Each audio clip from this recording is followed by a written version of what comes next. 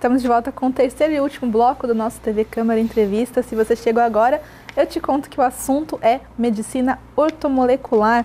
Orto vem de, eu até pesquisei, certo. Então seria a molécula certa no lugar certo. E quem veio falar com a gente sobre isso é o Dr. Thiago Bissoli. É isso mesmo, molécula certa no lugar certo? Exatamente. Uma das traduções aí é nesse sentido. Você usar a melhor molécula no melhor momento para aquele paciente específico, né?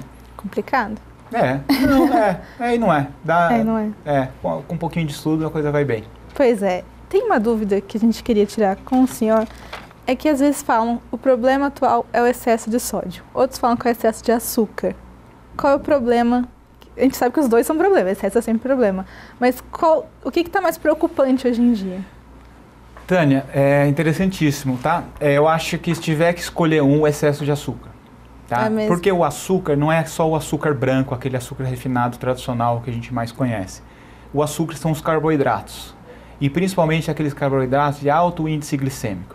É aquele carboidrato que vai deixar o seu organismo com resistência à insulina. E essa resistência à insulina acaba deflagrando uma das piores doenças que o ser humano sofre, que é o diabetes. Né? Além disso, a gente sabe que tumores são alimentados por açúcar. Então, se você tem lá um tumor benigno ou maligno e você tiver um alto consumo de carboidratos, não só o açúcarzinho do cafezinho, como as massas, os doces, os sorvetes, você vai alimentar e esse tumor vai crescer com muito mais agressividade, por exemplo. E o contrário também é válido, uma alimentação hipocalórica, com menos carboidrato, não deixar de comer carboidrato. Sim, é importantíssimo. As pessoas são radicais, às vezes, cortam tudo. Tem situações específicas que é interessante você manter aquele organismo por um bom período em cetose, né? Em uma alimentação cetogênica, mas aí em situações específicas, tá? Isso requer um acompanhamento profissional.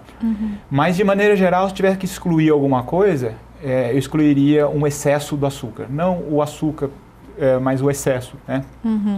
E quem vai calcular qual é o excesso é um profissional, é um nutricionista, é um nutrólogo, né? O próprio médico da medicina integrativa. Né? E a água? Agora tem algumas pessoas falando de água alcalina, que seria melhor, seria pior. A água influencia tanto assim nesse ponto de pH? Olha, a água, se você acha que ela influencia, nós, organismos adultos, somos feitos de 70% a 80% de água. O recém-nascido, 90% de água. Então, se a gente não substituir, né, a nossa água, que a todo momento a gente pede e ingere mais, por uma água de boa qualidade, acho que, né, já aí está respondido a importância da água. Mas o pH faz a diferença? Com certeza. Além de ser mais gostosa, vamos dizer assim, né, a água alcalina, ela é muito, pelo paladar, ela é uma água mais leve, ela é uma água muito mais agradável e você percebe que realmente ela te hidrata. A água ácida, de pH menor do que 7, ela é uma água que vai... você percebe que você toma e parece que não mata a sede. Então você passa lá num ambiente de trabalho, por exemplo, tem lá uma água que fornece. Se ela for ácida, você percebe que você vai mais ao filtro. Principalmente se você for uma pessoa que tem o hábito de tomar água. Sim. Né? Já a água alcalina ela já te satisfaz porque ela hidrata melhor. E a questão do pH, especificamente, no câncer, por exemplo, o câncer ele aparece em organismos com pH mais ácido. Então, se você é 70% água, 80% água, e se você ingere água alcalina, você está minimizando a chance de desenvolver câncer, porque o câncer gosta de ambiente ácido para se desenvolver. É por isso, por exemplo, que o tabagista, por exemplo, que faz uma disfunção orgânica importante no organismo, que deixa de tomar água e vai fumar um cigarro, acaba tendo um organismo muito mais ácido do que a média, e aí é onde aparece com mais facilidade o câncer. É uma das explicações pela alta prevalência de câncer em tabagistas. Sim. E a água que chega na nossa casa tem flúor, tem cloro, isso também influencia até que ponto? O cloro, dependendo do volume, eu acredito que as companhias de água, ela acaba tendo um controle importante disso. Mas para determinadas terapêuticas em que a gente usa água, a gente prescreve não usar a água com cloro natural, usar uma água mineral, uma água destilada, na verdade. Para algumas terapêuticas, como a ozonioterapia, a gente usa esse tipo de água. O cloro eu tenho uma certa restrição. O flúor também. O flúor é importante na prevenção de cáries, por exemplo, na saúde bucal das pessoas. Acho que foi importantíssima essa medida, mas também a gente tem que supervisionar esse elemento no nosso organismo para ver se o excesso também tem alguns malefícios que a gente deve ter o cuidado. Até agora a gente estava falando bastante da medicina ortomolecular, da alimentação ortomolecular para o nosso organismo, pelo funcionamento dele e também para emagrecer em alguns casos. Tem alguns profissionais que falam que ajuda até em problemas psicológicos, como síndrome do pânico. Isso é verdade? Sem dúvida nenhuma. Eu acho que as doenças, elas vêm desse desequilíbrio, né? Então, qualquer que seja a doença, ela vai ter sempre uma explicação nesse desequilíbrio daqueles estresses que eu citei no início, estresse oxidativo, estresse inflamatório, e alguns minerais, alguns aminoácidos que estejam em desequilíbrio no seu organismo vai manifestar algumas doenças. Na questão da nutrição, por exemplo, é muito relacionado o consumo exagerado de açúcares, de carboidratos, principalmente esses carboidratos refinados, com o autismo, por exemplo, né?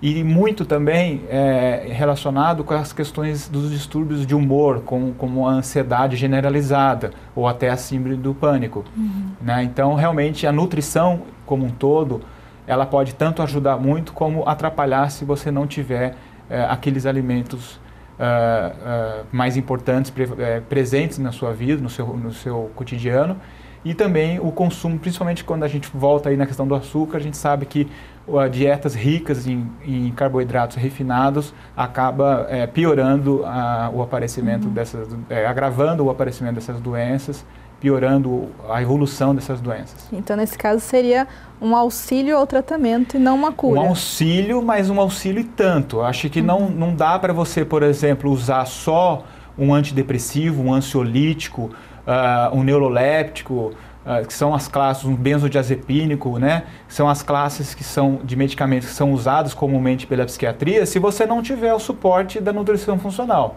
Eu acho que aquele paciente meio que fica enxugando gelo, sabe? Fica 30 anos no consultório do médico e sempre está naquele limite entre a piora e a melhora. Até compensa, ele até consegue voltar a trabalhar, por exemplo, mas parece que não fica 100%, porque às vezes está faltando olhar o organismo como um todo, não ficar focado só na questão ali dos medicamentos alopáticos, mas olhar, por exemplo, a questão da nutrição. Entendi. E como seria, então, um dia ideal de alimentação? A gente sabe que cada caso é o caso, cada pessoa é uma pessoa, mas se o senhor fosse escolher, assim, para quem está assistindo, como começar a ter um café da manhã, um almoço e um jantar que só vai trazer benefícios para o organismo? Ok. Bom, eu vou citar o Dr. Valentim, é um nutricionista, né, um cara que eu conheci num dos congressos, e ele falou uma coisa que eu falei, nossa, é isso, né? Então eu vou responder a sua pergunta, né, citando o Dr. Valentim. Ele fala na situação do depende. Então tudo depende, né? Então como que vai ser o meu almoço? Depende de como foi o meu café da manhã. Como que vai ser o meu café da manhã? Depende de como foi as últimas refeições do dia anterior. Sim. Depende de quanto eu dormi, por exemplo. Depende de qual vai ser a minha rotina naquele dia. Por exemplo, se eu vou ficar sentado no ambiente de escritório, não tem porquê eu consumir uma alta quantidade de calorias, né, vamos dizer assim, uma quantidade grande de alimentos, ainda que sejam funcionais, se eu vou ficar sentado, paradinho ali, sem fazer muita coisa, né? Então, depende. E depende da estratégia também. Depende se o paciente faz um esporte de maneira mais importante ou menos importante, se é um triatleta, por exemplo, né? Se vai ser um trabalhador braçal, né? Então, se tem alguma doença pré-existente já convivendo, se é um paciente diabético, por exemplo, se é um paciente cardiopata, um paciente que tem pressão alta, enfim, aí depende. Então, a melhor coisa é o depende. Então, não tem como responder a minha pergunta. Não tem. Eu acho que vale a pena você fazer uma investigação dessas intolerâncias alimentares, tá? Então, procurar um profissional para fazer para ver se o seu alimento... Às vezes são alimentos funcionais que para você não cai bem naquele momento da sua vida. Então, é importante ter essa informação. Porque o que a gente muito tem aqui na vida é o Dr. Google e as matérias que falam sobre dieta dos famosos, e as pessoas vão seguindo assim sem saber se funciona para ela ou não. São realidades diferentes. Sem dúvida, sem dúvida. Eu acredito até que parte desses famosos deve ter acesso a bons profissionais, né? Profissionais que estão aí na vanguarda aí desses tratamentos, principalmente essa parte mais nova, aí, principalmente aqui no Brasil, mas é para aquele organismo, né? Então depende muito se aquilo cai bem. Coincidentemente, pode dar certo para você, de repente, né?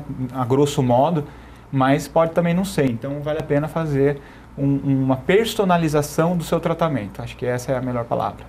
E para começar, a pessoa precisa do quê? Para ela começar a entrar de vez nessa nova vida de uma alimentação correta. A dica que eu dou é você observar os pilares da saúde humana, né? Então, você perceber como que está o seu sono, como que está a sua alimentação, a sua hidratação, o seu nível de estresse. Então, saber falar não na rotina, né? Você se abdicar de algumas situações para você preservar melhor a sua saúde, porque isso vai ter um impacto ao longo dos anos, né? Como que está, se você está em idade reprodutiva aí, mais jovem, como que está a libido, um fator importantíssimo, né? Então, olhar esses pilares e se perceber se a pulga está coçando ali atrás da orelha, no sentido de verificar realmente se não está... eu não durmo bem. Será que é normal a pessoa não dormir bem? Eu não tomo água. Ou eu tomo uma água que parece que eu cada vez sinto mais sede. Será que não está estranho? Minha alimentação, como é que está? O meu nível de atividade física. Porque nós fomos feitos para se movimentar. Não tem como você ser sedentário e se dar bem. Né? Precisa ter atividade física. Né? Eu falo que a gente tem muito da genética ainda do homem das cavernas ainda. Né? Então, o homem das cavernas tinha que fazer tudo. Ele tinha que procurar um lugar para ele dormir, ele tinha que caçar, tinha que coletar, tinha que lutar contra o predador. Ou seja, ficar no sofá apertando o botão do controle remoto é muito prejudicial. Nós não estamos adaptados para esse perfil, para esse estilo de vida. Então, precisa sim, meia hora pelo menos de atividade física, já melhora demais a sua saúde. Então, olhar esses pilares, eu acho que essa é o exame aí que os pacientes devem fazer em si mesmo. E aí sim, se perceber que tem algo errado, procurar ajuda profissional. E ter a força de vontade. Com certeza, com certeza. Então é isso, tá dado o recado. Eu agradeço a sua participação. Eu que agradeço. Quer fazer alguma consideração final para quem está nos assistindo aí, que está pensando em mudar de vida? Como eu disse numa parte da entrevista, a gente é movido por prazer, o ser humano ele é movido por recompensa, assim como o cachorrinho gosta de ganhar um biscoito depois que fez alguma coisa legal, o organismo humano também é assim. Então a gente tem que substituir o prazer de um sedentarismo, o prazer de uma alimentação inadequada, pelo prazer de fazer atividade física, de comer uma alimentação, ter uma alimentação que realmente te deixa mais leve, mais nutrido, que te devolve bem-estar, não te rouba um bem-estar, né? E é isso, né?